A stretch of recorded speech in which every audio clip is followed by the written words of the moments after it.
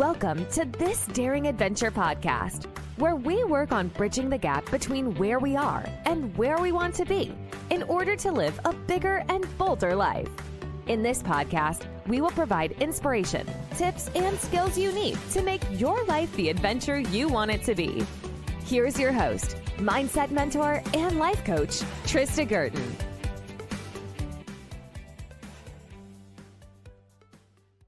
Hey everybody, welcome back. This is episode 65, Loving Yourself Harder. I am back to normal life, non-vacation mode from Nepal. I got back last weekend and it was a great week. Very short. Definitely I should have taken 2 weeks, but that's okay. I have another vacation coming up in May. Be traveling to Paris and probably Greece. Still working out details, but it will be a nice little break. Paris has been on my list of things to do for a while. I haven't been there for a few years, so I wanted to get back, even if it's just for a few days, to enjoy the city. And then I will probably take a week to work and have a bit of a break somewhere else. And I'm looking at Greece. Today, I wanted to talk about loving yourself harder. And this is something that came up for me last week. I was doing a lot of work reviewing Q1, planning for Q2, and thinking about my future self and who I wanted to become. And in these times when I have a bit of downtime and space to think, and look back and look forward, it's easy to go down a rabbit hole of thinking about what should be different, what I should have done differently, the mistakes that I made, things that disappointed me, and all the shortcomings and missed opportunities that I've experienced, and thinking about how things should be different than they are. And one of the things that I had to consciously do the work of over the past few weeks was understanding that these mistakes, these disappointments, these missed opportunities are a part of life and they will happen. They will continue to happen. But it's an opportunity for me to become better at letting them go and moving past them and using them as an opportunity to learn and to grow and to stop feeling badly about them. So I wanted to go in a little bit about that today. And I think it's important because there really is no escaping it. Mistakes, disappointments, missed opportunities will continue to happen. They will show up in many different ways in our lives, things that we will use against ourselves to beat ourselves up, to make ourselves feel badly. But it really is during these times that we cannot go back and we can't undo what we've done or what's happened, what other people have done. But we always have a choice as to how we want to respond and how we want to treat ourselves and how we want to use it as perhaps an opportunity.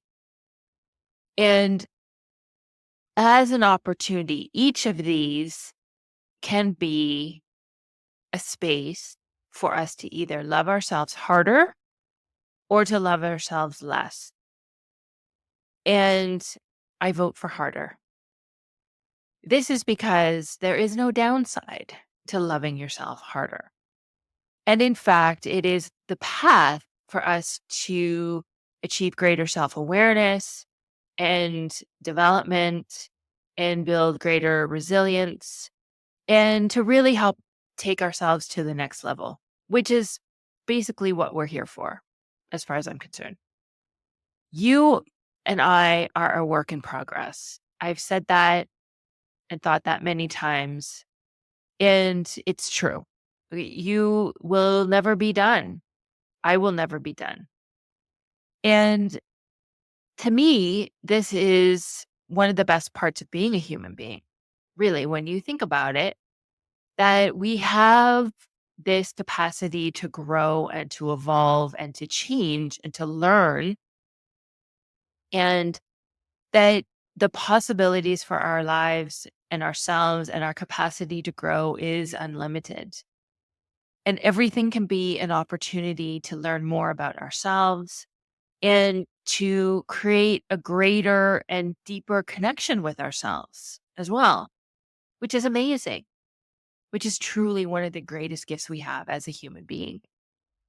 And so you can either use mistakes and disappointments and missed opportunities as an opportunity to make yourself feel badly or to understand what happened and to pull out what you can learn from it to grow and to use to take yourself to the next level, as I said. Or you can use it to beat yourself up and feel badly. And we all do this. It beating ourselves up and making ourselves feel bad comes very easily, right?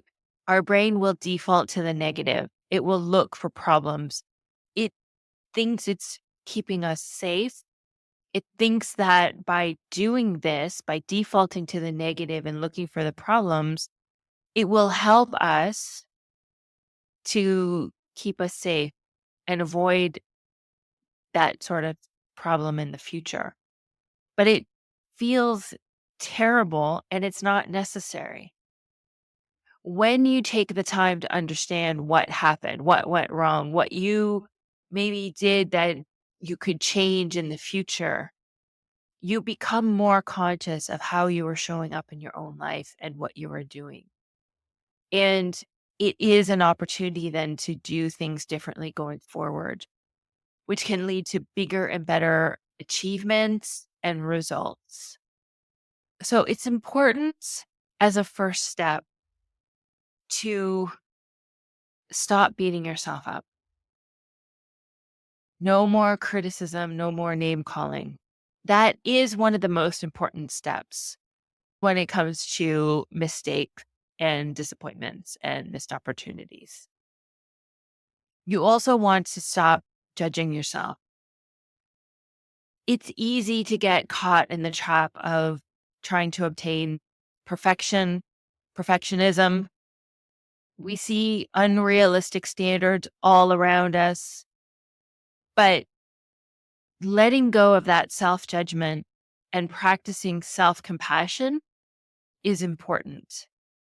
And somehow, when we make mistakes or encounter setbacks, it's very easy to be judgmental. But when we have that self compassion and we can be kind and understanding to ourselves, we then develop a greater relationship with ourselves. And we are human. So these will continue to happen.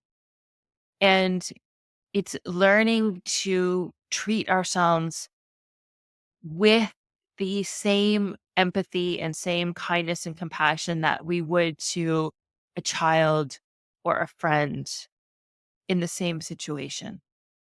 Oftentimes, we are kinder to others than we are to ourselves.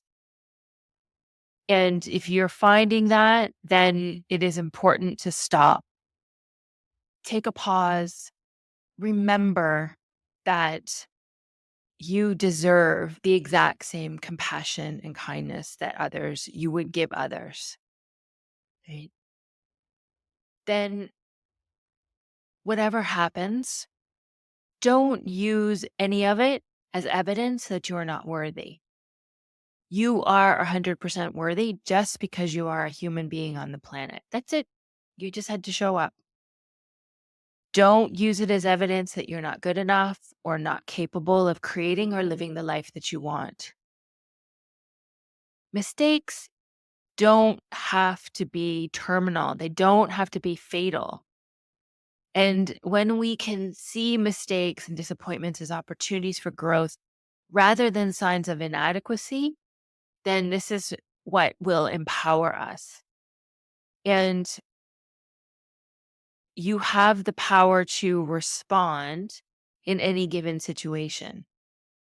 And you can use this as an opportunity to shape your own narrative and define your worth.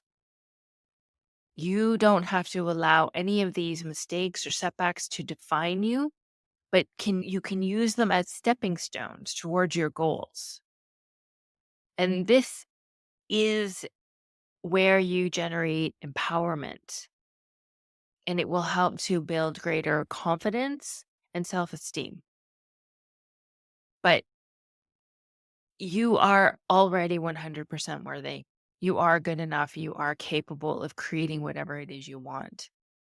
None of these mistakes, none of these failures, none of these setbacks or disappointments define you.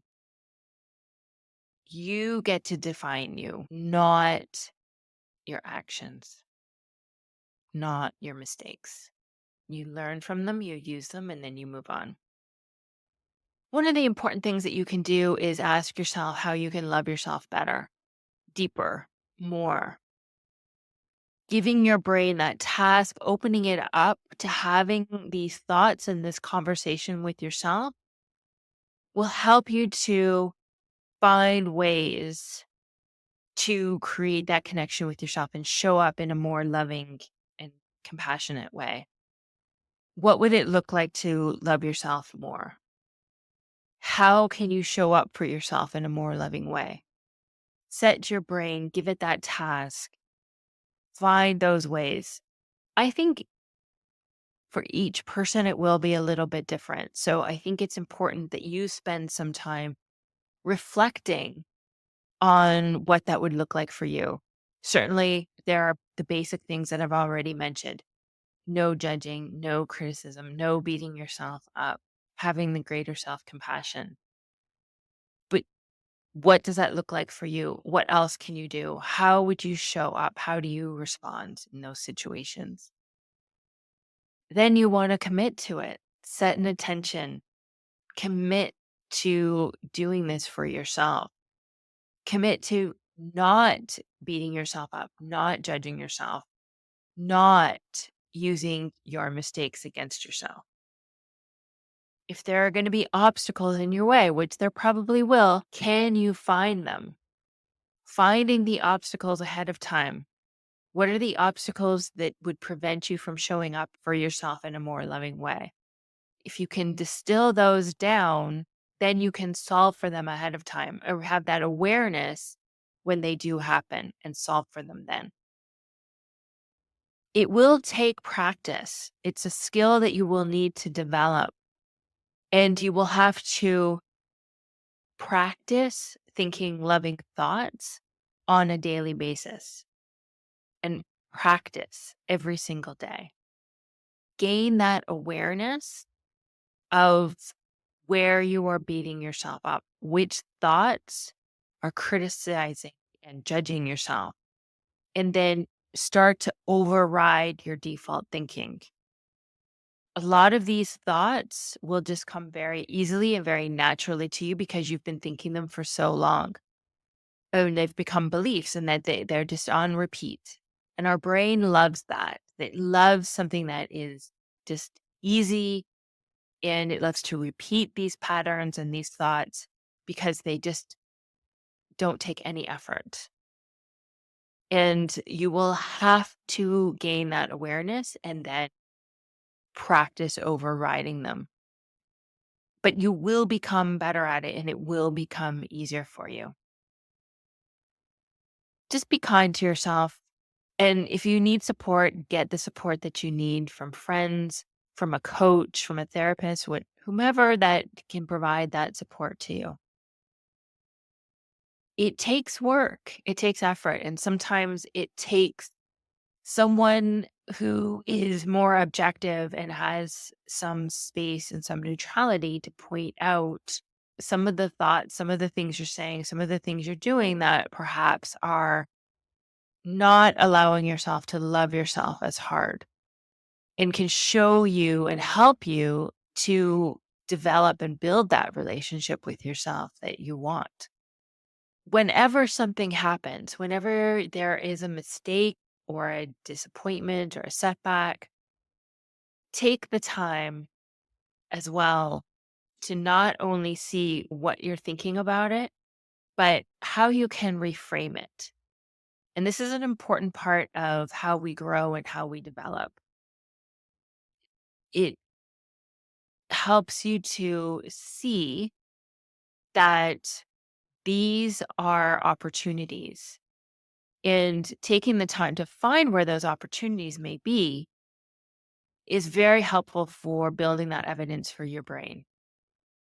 Otherwise, your brain will default to the negative and make it a problem and just be all the doom and gloom, right?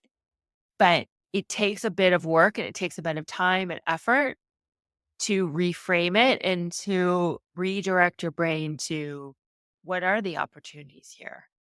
What can I learn here? And this is how we become more resilient. This is how we evolve. And from there, then we can go on to bigger challenges and bigger opportunities. And this is why we're here. So it's an important step in the process. One of the things I've also come across and have been telling myself lately is that whatever has happened was always meant to have happened. It not for everybody, I realize that, but I find that when I think that and when I tell myself that, I can let go a little bit. I really let go of some of the resistance and let go of some of the arguing with reality and move into acceptance. It just brings me a little bit of peace. It brings me a little bit of calm. I don't know whether it was actually always meant to happen that way, but it did happen that way. I can let go of that resistance because arguing with reality and creating that resistance is what keeps us stuck and it keeps us feeling badly. So, moving into that space of acceptance and that it was meant to happen brings me peace. You can try it, it may work for you. But remember that all of this work is a skill and it is challenging when you start, and it's not something that we're taught. It's not something that comes naturally. But with daily consistent work, we can improve and we will get better at it. I promise. You can create a deeper connection with yourself and love yourself more. Love yourself harder. This is the path to growth and involvement and building your capacity and building that life that you truly want. It's how you achieve and how you create the life that you truly desire. So keep practicing, keep showing up for yourself. Be gentle, and you will become more of you and love yourself more each time, each day, each step along the way. You have so much to learn about yourself. This is your greatest adventure. If you can embrace that and enjoy it as a part of the process, you will never, ever be done. And that is one of the greatest gifts of our lifetime. I am going to be holding another webinar masterclass in the next 10 days. I will be putting a link in the show notes. It will be about creating your future self. It's some of the most interesting work that you can do. And I will put the link for you to sign up. It will be live, but if you can't make it, a replay will be shared if you register in advance. I also offer the opportunity for you to try coaching for yourself. It's a 45-minute session. Bring any issue, any problem that you want, and let's talk about it. Let's get you coached. And you can learn more about my 3-month program. It is a great opportunity to understand and learn more about yourself and really take yourself to the next level. You don't have to stay stuck. Nobody teaches us all of these things about our brain and about our mindset and about our emotions. But it is possible to start evolving and to start changing when you have that support and when you invest that time and energy into yourself and into your growth. That's when you really start to move yourself forward. So the link to my calendar will be in the show notes. You can sign up, and I look forward to meeting you then. Thanks, everybody. Have a great week. Talk to you later. Bye-bye.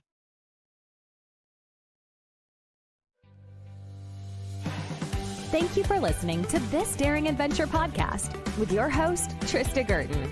We hope you enjoyed the tips and conversations on how to get excited about life again.